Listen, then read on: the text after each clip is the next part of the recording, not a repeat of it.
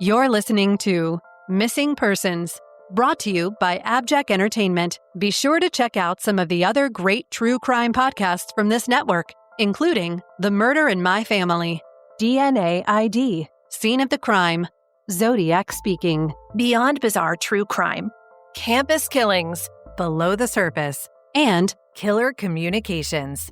All of these podcasts are available for you to binge on right now, wherever you listen to podcasts. Subscribe where you're listening to this podcast so you don't miss an episode. The views and opinions expressed by guests on this podcast do not necessarily represent those of the podcast, its creators, or sponsors. This episode may contain unsettling or disturbing subject matter. Listener discretion is advised. If you'd like to support Missing Persons and get VIP access to things like ad-free listening, early preview episodes, and bonus content of not only this show, but for every other podcast on the AbJack network of indie podcasts, consider subscribing to the show with an AbJack Insider subscription through Apple Podcast. For only $4.99 a month or $49.99 a year, you'll unlock a variety of listener benefits, and you'll be supporting the show in the process. Your support is greatly appreciated.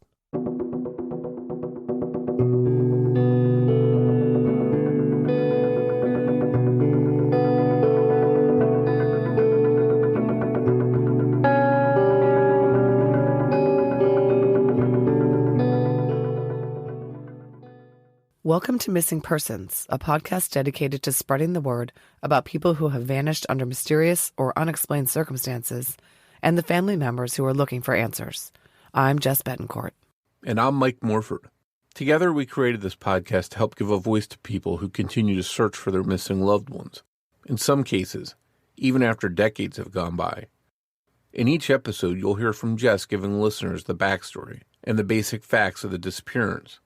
Then Mike will speak with someone who's intimately connected to the missing person, and his guest will share their story with us. So sit back and enjoy this episode, and who knows, maybe you can help us find someone who's missing. Maereg Tesfaye Tafesse was born to Ethiopian mother Legawork Assefa on January 2, 1994, in Osnabrück, Germany. He grew up in Ethiopia, attending high school there. Maereg came to the U.S. in 2012 on a student visa, enrolling at prestigious Worcester Polytechnic Institute in Worcester, Massachusetts. He was successful in college and graduated with a Bachelor of Arts in Mechanical Engineering on May 14, 2016. After his graduation, Maereg spent some time living with his uncle in Dallas and then moved around quite a bit, and did not follow a traditional path finding employment utilizing his engineering degree. His friend Zuhair Zras told Mission Local, which did a long article on Maereg's disappearance, quote, "He's always been consistent in the sense that he didn't just want to get a job and do the whole capitalism thing. He said he'd want to join the Christian anarchists group in Los Angeles," end quote. And that's what he did. He moved to Los Angeles and volunteered at the LA Catholic Worker Organization from September 2016 to the following year, September 2017. This group, as described by Mission Local, quote, operates hospice care for the dying, a hospitality house for the homeless, publishes a bi-monthly newspaper, and generally opposes war-making and systemic injustice. Members live together in a commune setting, with volunteer work covering room and board and bringing in a stipend of $15 to $25 a week. Tafesse worked in the soup kitchen, end quote. After a year in LA, Maereg moved to Olympia, Washington, and stayed at an unknown address there. Then he stayed for a short time in Portland, Oregon, before moving to Seattle in October of 2017. In December of 2017, his family came from Ethiopia and visited with Maereg. He was volunteering there at the Left Bank bookstore on Pike Street. Mission Local says this bookstore, quote, specializes in anti-authoritarian, anarchist, independent, radical, and small press titles, end quote. He also volunteered at the Green Tortoise Hostel in return for shelter. He wanted to stay in Seattle, and his family returned home in January of 2018. Then, on March 3rd, Maereg emailed his mother announcing that he was leaving the United States. Adrian Lambert, a worker at the bookstore, later reported that he received a text message from Maereg the day before he left Seattle, informing Adrian that Maereg was relocating to Sacramento, but might return to Seattle the following summer. Legawork never heard from her son again after this email. Mission Local reported that about a week before Maereg left the shelter, he called his uncle, AbJack Assefa, his closest family member in the U.S. who lived in Dallas. Maereg told his uncle that he would call him next week, and they discussed the possibility of visiting in person in April or May of that year. But Maereg never called. The email to his mom, the text to Adrian, and the call to his uncle are the last known communications from him. After not hearing from her son for several months, Legawork decided she had to go look for him. In September of 2018, she flew to Seattle, his last known place of residence. But she learned that her son had checked out of the Green Tortoise hostel in February of 2018, and she learned about the text to Adrian saying Maereg was going to Sacramento. Legawork reported her son missing to the Seattle PD. Seattle Police Detective Patrick Michaud followed up and tracked Maereg to Sacramento, where he had said he was headed, in March of 2018. In October of 2019, Legawork returned to the U.S., this time headed to Sacramento, her son's last known location. She contacted various community services organizations and canvassed homeless shelters there, and learned some helpful information. This from Mission Local, quote, "At a Salvation Army homeless shelter, she met Lee. He recognized Maereg's photo and reported seeing him at the nearby light rail station around a month before Assefa arrived. The man wore clothes of Ethiopian style," Lee said. Like Maereg, the man also had a tattoo on his wrist. Assefa's search in 2019 next took her to San Francisco because a private detective told her that Maereg bought a bus ticket from Sacramento to San Francisco on March 8, 2018. Sross, Maereg's college friend, also reported that Maereg had talked about the possibility of moving to San Francisco. In San Francisco, Assefa visited homeless shelters, flyers and photos in hand. One of the nonprofits she visited was Dolores Street Community Services, end quote. A receptionist at Dolores Street Community Services had seen someone who resembled Maereg just a week earlier, but where this man had gone, no one knew. Then Brittany Stevens, an investigator with Sacramento's Gumshoe Detective Agency hired by Legawork, located two workers at different shelters in Sacramento who may have seen Maereg in March and April of 2021, but no one has verified these sightings. Maereg's missing persons case remains open, Detective Michaud told Mission Local. He was entered in NamUs on March 6, 2019 as MP 55866, and his mother has submitted her DNA for comparison should human remains be located. Maereg's family has no idea where he could be or why he has remained out of contact. They were aware of no mental health issues he was suffering from, and he's not known to do drugs or lead a risky lifestyle. They're frustrated that they are helpless to locate Maereg since they live in Ethiopia, and that the Seattle police appear to believe that Maereg's disappearance was voluntary. Maereg Tesfaye is described as an Ethiopian male, 6'2", very thin, with a tattoo of blackbirds on his left hand. His mother, Legawork Assefa, is our guest today. She sat down with Mike Morford to talk about her son's missing persons case. That conversation is coming up after a word from our sponsors.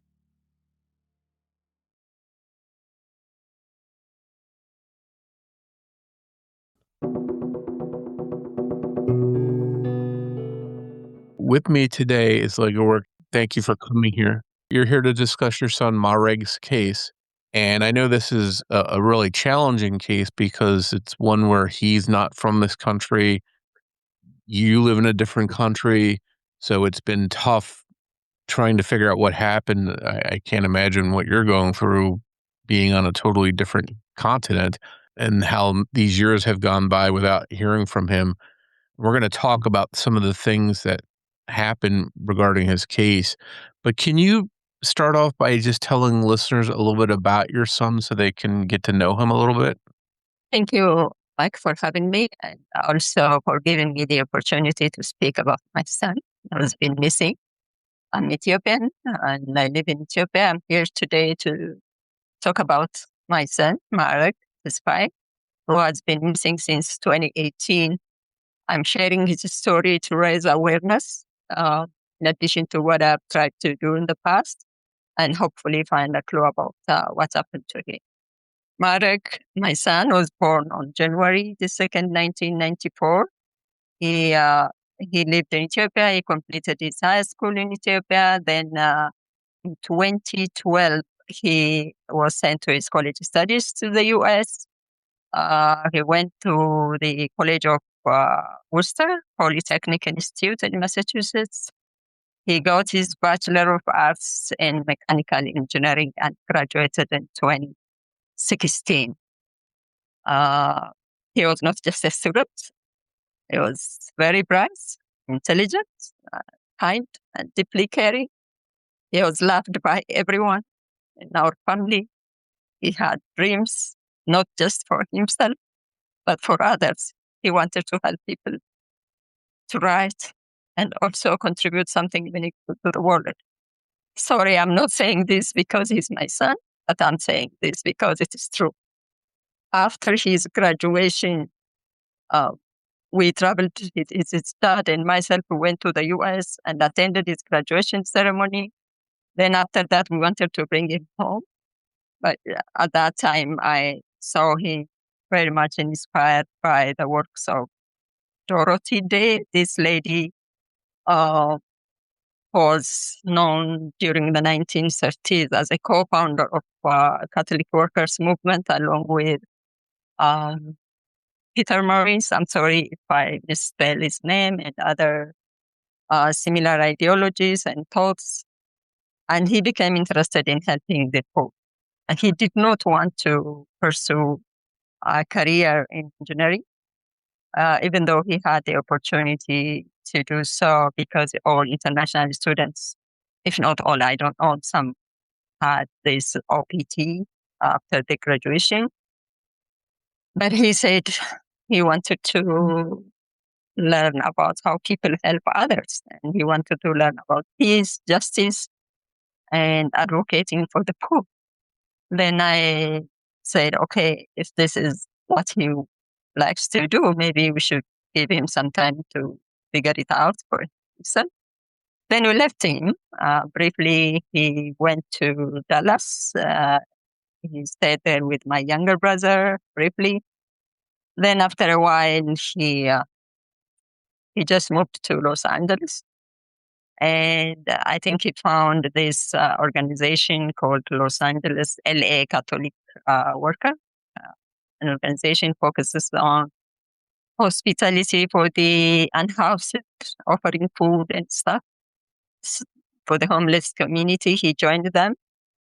Then from 2016 up to 2017, for almost 1 year, he stayed with that organization, doing what they were doing, helping the poor and trying to provide food,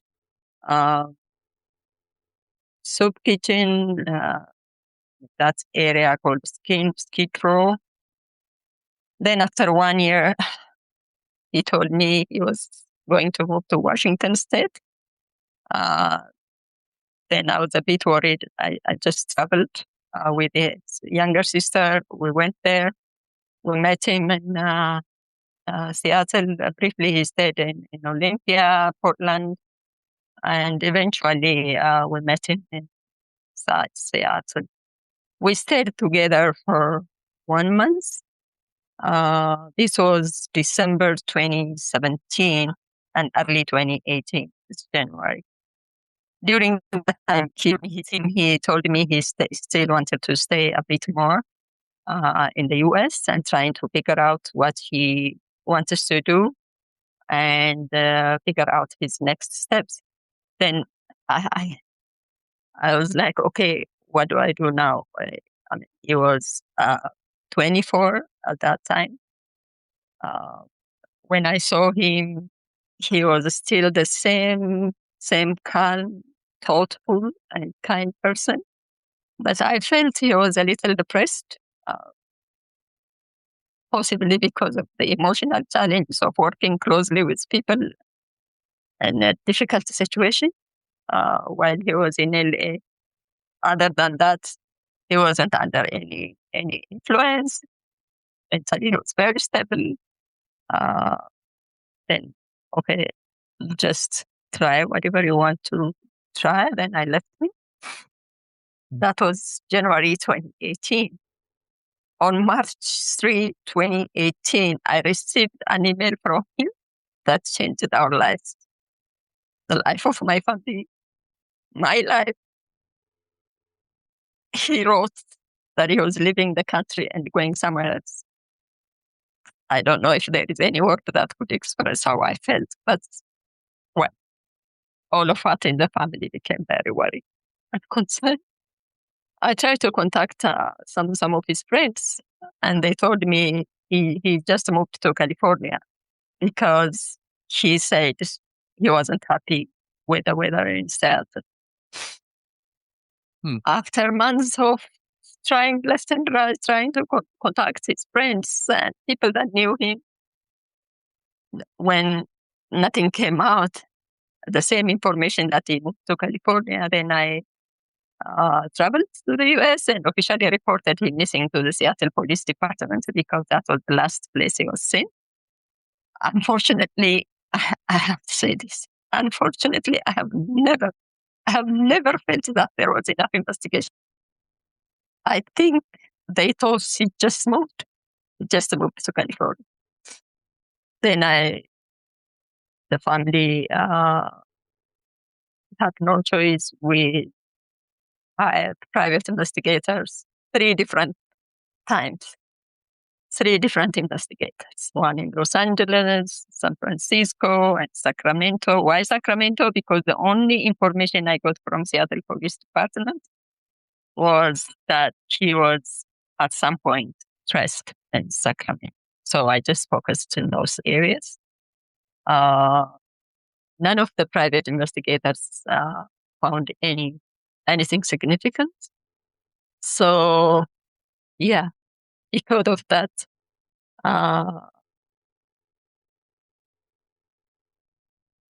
nothing was coming out from every effort that I tried to make. I had to decide to give my DNA samples. And I went to the Seattle Police Department. I met this guy who was nice at the time. The police officer or detective, he was really very nice as a person. He sat with me for an hour trying to converse me, trying to tell me stories. After he collected the DNA samples. And the DNA samples, and I also tried to find out his fingerprints. So the DNA samples and the fingerprints have now been with NEMIS through the Seattle Police Department. And I've been in touch with NEMIS since then. Yeah, that's the background. 8 years. Now. So I just want to go back and recap a little bit of what you said for listeners, and hopefully the audio, we're having some audio issues, so I'm going to recap a little bit of what you said. So basically, Maereg came to this country for his schooling, and then he seems like he had another cause that was more important to him than the career he was going to follow, and that was helping people, working with disadvantaged people, maybe people that were unhoused, homeless people, and that became his passion, it sounds like, from what you were saying, correct? Right, absolutely. And so he went from Massachusetts to the West Coast, to California, and then up to Seattle. So when he was there helping people and doing what he was doing, volunteering, and becoming involved in some of these activities, did he have a job to support himself during that time as he was helping people? Do you know? Not at all. Not that I'm aware of.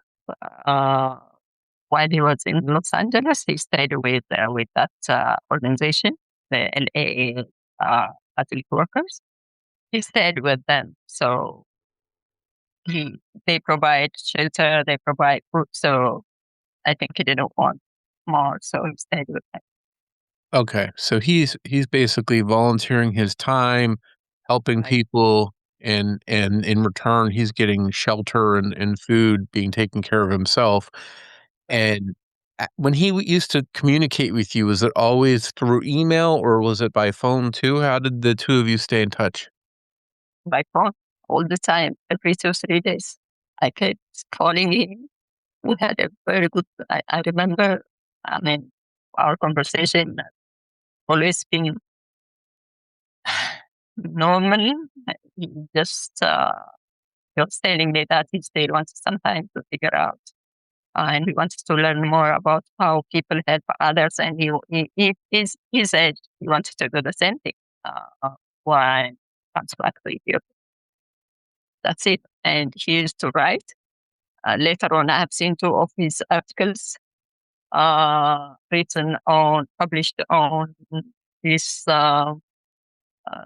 it's called The Agitator, which is a monthly or quarterly publication by the LA Catholic Workers, that's a specific organization. So from his articles, I could see he was still trying to do what he wants to do, and to see what's been influenced or inspired by the same thoughts and ideologies.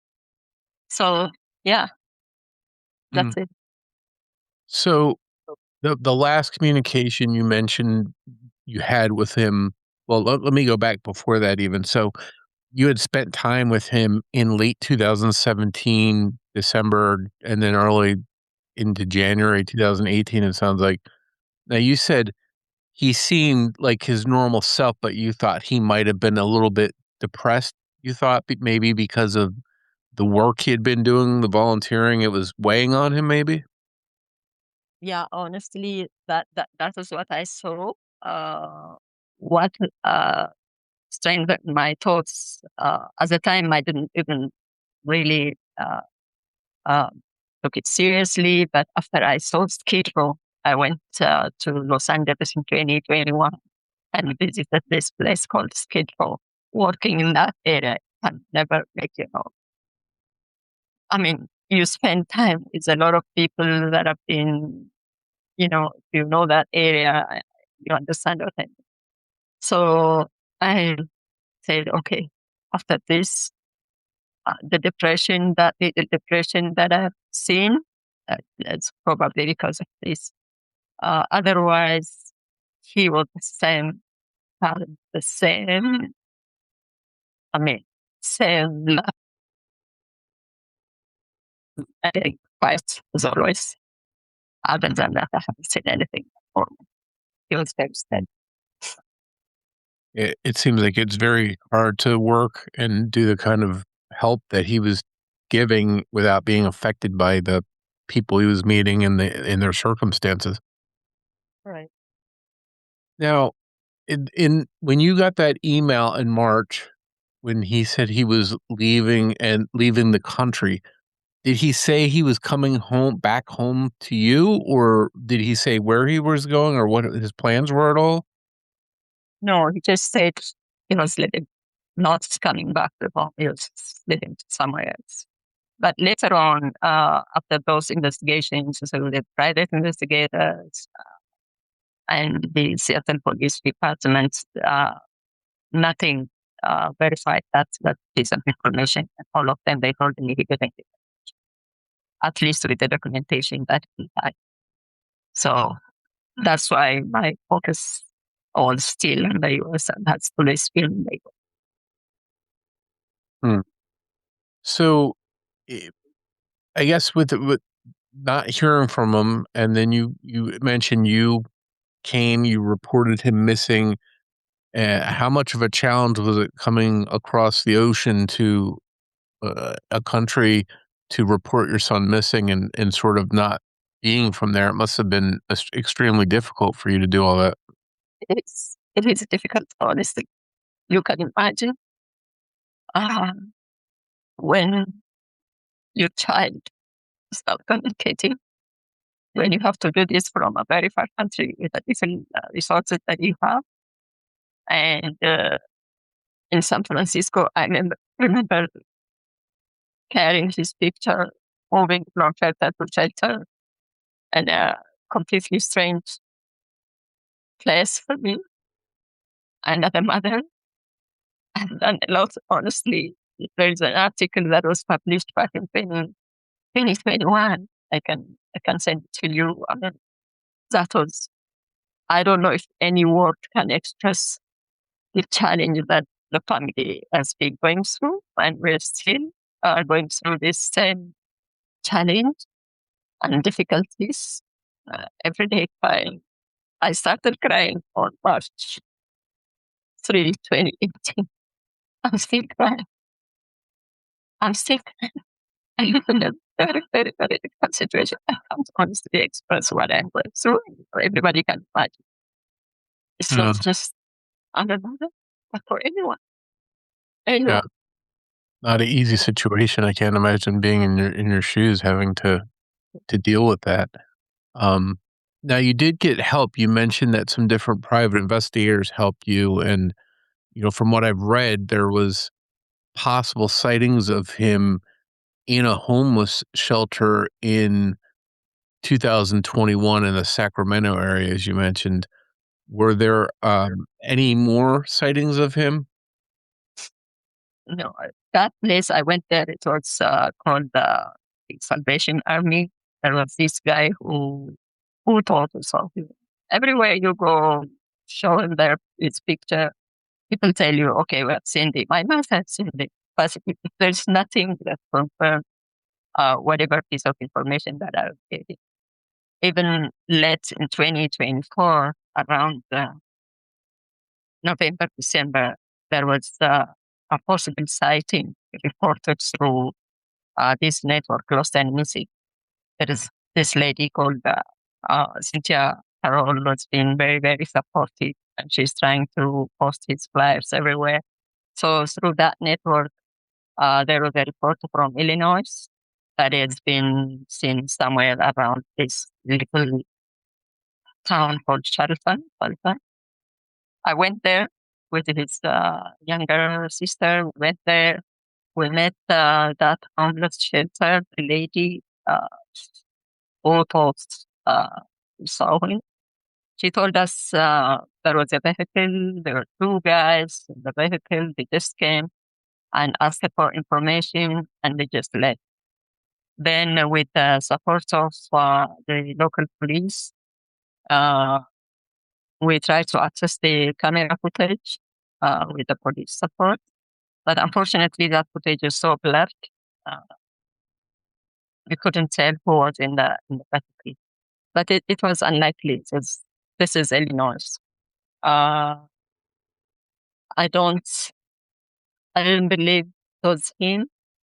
My heart is still in California, Sacramento, that's San Francisco area. But yeah, we try to check that place as well. Hmm. So you were just following whatever leads there might be, trying to find him.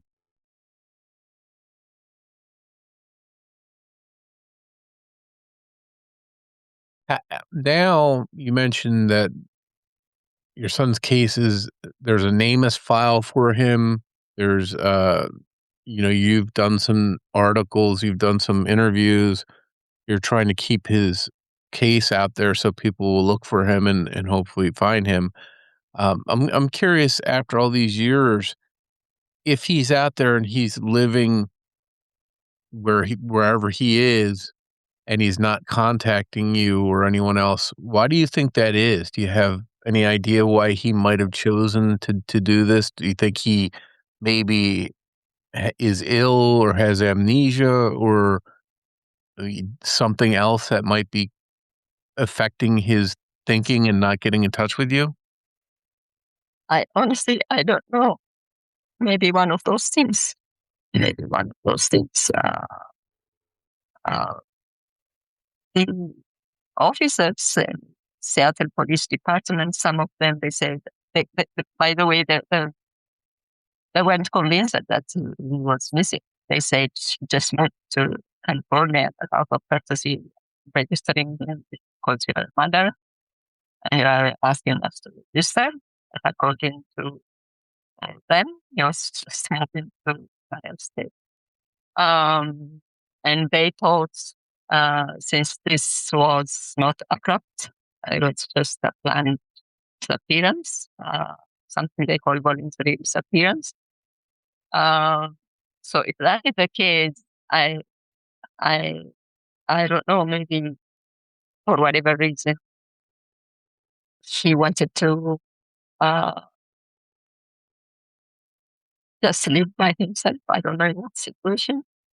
But I honestly, when you wait for all these years and nothing's coming out, there's no answers.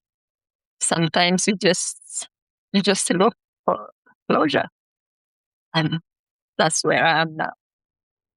Hmm. I don't know. Are you hopeful that you'll find him one day and that you'll be reunited? How hopeful do you remain? I can't give up. Unless you know something, you can't just give up like that. I cannot give up on him. But as I said again, for 8 years, we just opt to have a closure, some kind of closure. I don't know. My part of me always tells me, okay, because I'm a believer, I'm Christian, I don't give up. I pray all the time, and probably I might see him one day. But again, I don't know. It's so confusing. Sometimes you hope, sometimes you just, hope gets mixed with grief, and it gives you a total different picture of what you think. On the one hand, you hope for something, and you're grieving, and you're crying, you live in agony. So it is mixed. You can't even express yourself. It gives you a complete different way of thinking or different feelings. So I've never asked that question. Okay, is he coming back? Is how my life is going to come to an end? Maybe. I don't know. I honestly don't know. This is not an easy time. 8 years without knowing whereabouts Jack. There is such true now. So 8 years. 8 years is a long time. I can't imagine as a parent myself what you've gone through and continue to go through, and we'll do our part to help spread the word so people know about him being out there someplace, and I do hope you find out what happened. Thank you so much for being with us to tell your son's story. Thank you so much. Thank you for having me. Giving me this opportunity to speak about him so that he won't be forgotten. Thank you so much. And one thing I want to say, I don't know, whoever listens to this, my son, if he comes back, if anyone has some information, no matter small it may seem, please come forward and just let me know. And I can give my WhatsApp number. It's 251-911-231194. That's my WhatsApp. And public email. Hopefully anyone has any information or they've seen your son, they'll come forward and share that information. We hope you enjoyed this episode of Missing Persons. If you can provide any information to help solve the case we discussed in this episode, please contact the appropriate authorities. If you enjoy this podcast, please take a moment to tell your friends about Missing Persons and invite them to listen to the show. Word of mouth will help us grow and bring these cases to a larger audience. You can also help us by taking a moment to rate and review Missing Persons on the platform you're listening to us now on.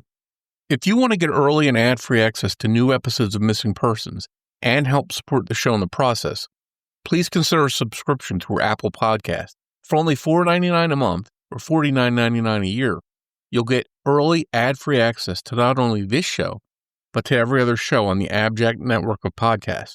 You can get started with a free trial by searching for AbJack Entertainment in your Apple app, and we'll include a link in the show notes. If you want to find us on social media, we're on every major platform and on YouTube. Just search for Missing Persons Podcast. We'll include links to all of our social media in our show notes, and you can also visit our website, missingpersonspodcast.com. Finally, if you're in need of a platform to discuss a missing persons case that you're connected to, feel free to reach out to us on our website. We're happy to help. Just a reminder that new episodes of Missing Persons air every other Saturday. On behalf of Jess Betancourt, this is Mike Morford saying thanks, and we'll see you next time on Missing Persons.